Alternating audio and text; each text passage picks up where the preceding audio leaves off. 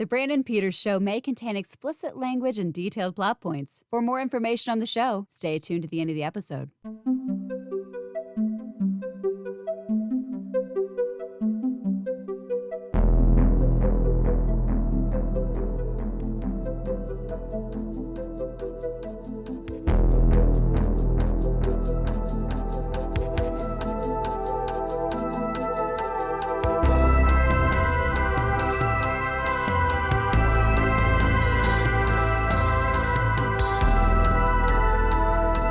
And now, here's Brandon. It is time again. We close things out with a song. Returning from earlier this week from JoeBlow.com. Something stony and sounds scary. It's James Oster. Nice. Now, do you see the reflection in my eyes right now? Is it how bad does it look? You're too small to really see the reflection. So if you can see what a mess this room is, and I'm working on cleaning a bunch of stuff up, but I'm very excited because it's my office. I'm very excited. Very excited. There we go. Today we'll be discussing Sunglasses at Night by Canadian phenom Corey Hart. Sunglasses at Night was the lead single from Corey Hart's 1983 debut album, First Offense. Yeah. Oh, we've got a bad boy here. He's a bad boy. It also featured the singles It Ain't Enough, She Got the Radio, and Lamp at Midnight. The song charted to number 7 on the Billboard Hot 100. The album certified gold, over 500K sold, and it debuted on January 21st, 1984, which would have made me 2 years and 1 day old when it dropped. So, Sunglasses at Night. Jimmy, were you a fan? Did you have the Corey Hart poster up in your room above your I did not. On the ceiling above your bed? Or? No, it was on my bed so I could, lay with him, and especially it was the pose in the video where he's like, oh yeah. I can't do that. I actually injured myself, so I've got to be careful how I move myself, and I just figured that out right now when I really hurt myself. I was a fan of that song. He had a couple other songs. The one the other song I mostly know him by was Eurasia. I think it was Eurasian Eyes. Okay. It was from the 9.5 Weeks soundtrack, and I was like, that's kind of rad. But I think it's called Never Eurasian Surrender. Oh gosh, I remember that one too. I thought it was one of those things where it was a very 80s feel. It's a very 80s song, and but it's. Look, people still know kind of what that is. People like when you hear, "Oh, I wear my sunglasses at night so I can." So I'm gonna sing the whole song. So just stop me. I think it's one of those songs that just kind of resonates, and it's so stupid it works. Like it's almost. Really stupid, and the music video is incredibly stupid, but it's. I kind of enjoy it. I like the dude's a good-looking dude. He's Canadian. He's got the. I was watching it before the show because I wanted to kind of refresh myself because I haven't watched that music video for a very long time, and I was watching it. I was thinking, it kind of reminds me of like David Boreanaz. Like, a little bit, a little bit, like young David Boreanaz. Because they're brothers, Yeah, like they could be related somehow, and I it's I've been on a kind of an 80s, not an 80s kick, like a specific 80s. I've been listening to a lot of Kate Bush. Okay. Because Kate Bush freaking rules, and we gotta do her next. So I've been watching a lot of old these 80s music videos just out of curiosity, and some of them I'm finding really. I'm starting to kind of connect with some of that music that I like. Because I don't. I'm not huge of listening to nostalgia radio. Like I don't like. I'm not like, okay, ooh, cool. I need to talk. I need to listen to The Fix or Human League or Corey Hart or Billy Idol, stuff like that. I'm happy listening to modern music, and then if I'm in the mood to say pull out Pat Benatar or something like that, I'll do that. But So I don't listen to a lot of it, but lately I have been listening a little more, and I do think the song holds up really well. Yeah, I do. It's funny. One of the things with this song for me is always it came a year to the day after it debuted as a single. to the Eurythmics "Sweet Dreams," which they Oh, great sound song. like they came from the same thing. Like you could almost sing "Sweet Dreams" lyrics to the instrumental of "Sunglasses at Night." Oh my god, we should try that. We could That'd be mash up. fun. Yeah. Oh my But god. they both have that hypnotic synthesized Dun, dun, dun, thing dun, going. dun, dun, Yeah. dun, dun, dun, dun, dun. Yeah, I like. Although that, I think "Sweet Dreams" is one of the most perfect songs ever written, and even the music video is weird as fuck, but really fucking cool. Like a real Corey Hart is. I want to be a matinee idol rock star. Well, and I want to be on the poster in your room. And you could use this music video concept for like 8 other dudes like him song and not lose a beat. Even though this one's Sunglasses at Night and there's sunglasses, but although I did appreciate the kind of women's prison type feel because I just it's like I always like I was watching it, I was like did Sybil Downing make an appearance? She should have. True, yeah. She would have been great. Here's a funny anecdote with this song. One of my favorite memories of Sunglasses at Night came when. Do you remember? Like 2000 or something when like Monday Night Football had Dennis Miller on it as one of the like booth guys. No, that would be football, and I don't watch football. It was a big thing because they were like, why the fuck are they putting Dennis Miller? So Dennis Miller got put on the Monday Night Football booth. He lasted a year, but there was a game where I think it was the San Francisco 49ers were playing, and their coach was on the sidelines, and it was a night game, of course, because Monday Night Football, and he's standing on the sidelines with his sunglasses on, and the camera starts zooming in slowly, and Dennis Miller's like, I wear my sun, and he sang it as it's zooming in. On, like, that's funny. That is funny. He had to have told the camera crew to be like, get on him, zoom slowly, and I'm going to do Sunglasses at Night. And that's back when people liked Dennis Miller, and he was funny. Yeah, back before he was just not a 9/11 whatever. ruined that guy. 9/11. I don't know what happened to him, but he changed in the wrong direction. After he became kind of a dick, and he's not funny anymore. Yeah. He's just, there's a really fine line between just being an asshole and then being that's one funny. of my favorite jokes he's ever done. I used to be a fan of his. Yeah, I like the Saturday Night Live stuff, and his HBO show wasn't too bad either. That's pretty funny though. I love that. I'm like, yeah, and I wore these for you, by the way. I looked for sunglasses. You're not even wearing sunglasses. I'm thinking, oh, cool, we're like wearing sunglasses together. No, that's just creepy. Okay, stop that. Okay, that's like you're like going all Hellraiser and shit with your eyes. I have such sights to show you. You take out those sunglasses. God, Jesus. All right, so this music video is directed by Rob Courtley. He's just a big-time Canadian music video director. He did like 4 Corey Hart videos, a Rush video, and did some Canadian TV shows. But the video, it's about some kind of like futuristic police state where you get arrested if you're not wearing sunglasses. Is that what it's about? I could not tell. And okay. Corey Hart sings from a disheveled room, which we can tell because the lamp's knocked over and the painting on the wall's crooked.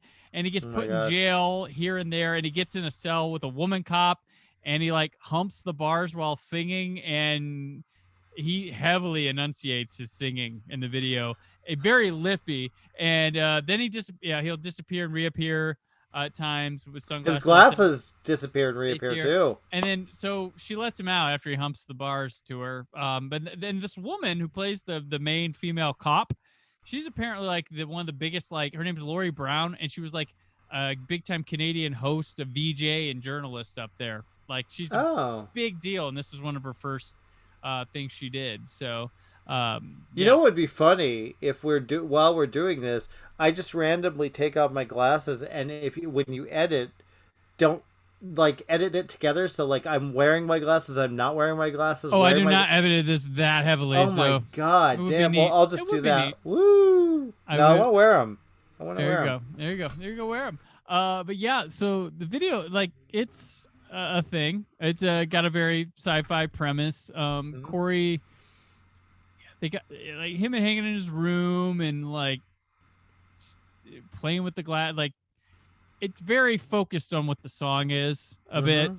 Quite literally, I wear my sunglasses at night, and so I can. Got him running through halls. When he's in a phone booth at one point singing, and they like knock on it because he's not wearing the sunglasses, and he puts them on, and he like sings really hard at him, and the lights shooting at him.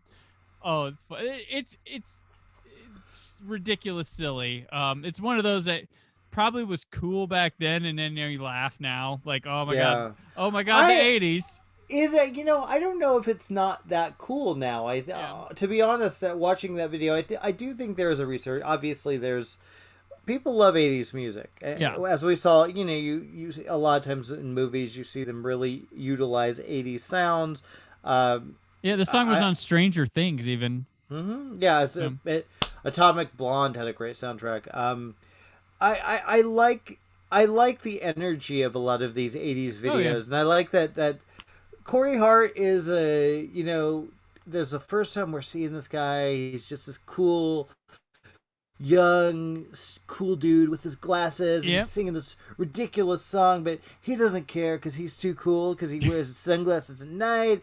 It's like there's something kind of weirdly charming about it even today, and I don't think it's goofy. I mean, it's like, if you want to see Goofy, get high and watch Bonnie Tyler's Total Eclipse of the Heart. Yeah. Well, I did. Whoa! I did Holding Out for a Hero too. That's a fucking crazy one too. Like, Bonnie Tyler had ape shit videos. I don't know why.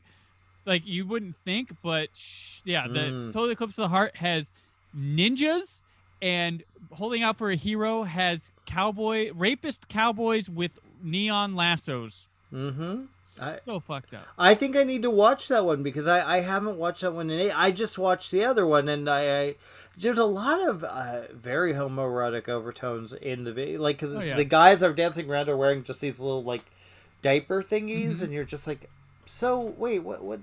It's a weird, but I kind of like I just like the aesthetic of these videos. They're just they don't know what they're about. Come on, no, you're just making shit up at this point. Well, this is the experimental. This is early. This is '84.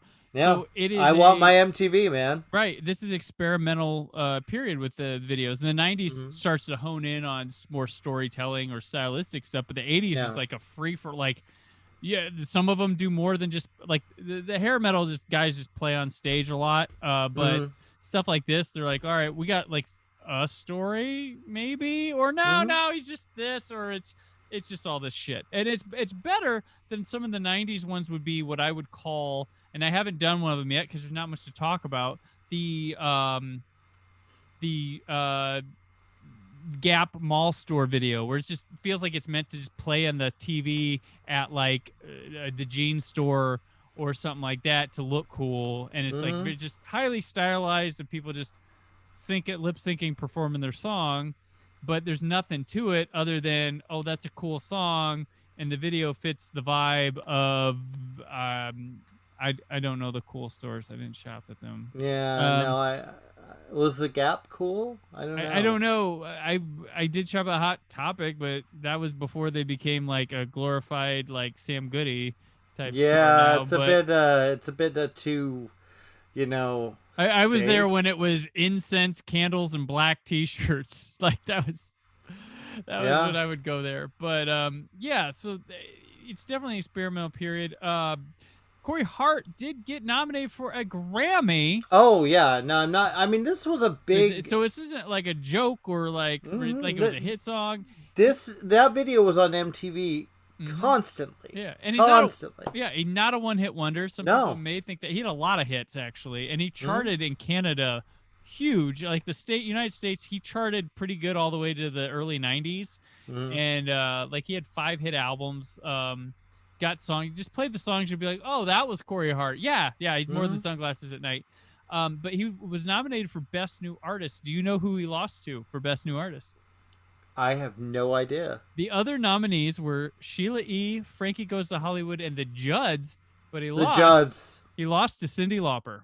Oh, Cyndi Lauper. Oh. Yeah. Wow. Yeah. That's funny huge. Like, okay, I get it. Yeah. I literally just put on her She's So On You because that's one of my favorite albums. It's so good. I just bought a new stereo here. Oh, okay. And I put that on, and I had the album from when I was a child. Oh my god, it's so good. So good. And I defend She Bop to the end of the earth. It's a great song. So great good. song. There is not a bad song. No. Her cover of Prince's When You Were Mine Whoa, that's is, good shit. To compare it to a decade later, it's pretty much the Jagged Little Pill of the 80s. Like there's like everything could have been a 100%. single. It had like 6 hit singles, and then she never really All Through got the as Night, huge again. Time after time. Well, the second album did really well. It did really well. Yeah. True Colors did well. She had all Drive All Night. What was which Drive was All her Night third was the album. one. Yeah, third one. So the first 3 albums, she had a few hits throughout.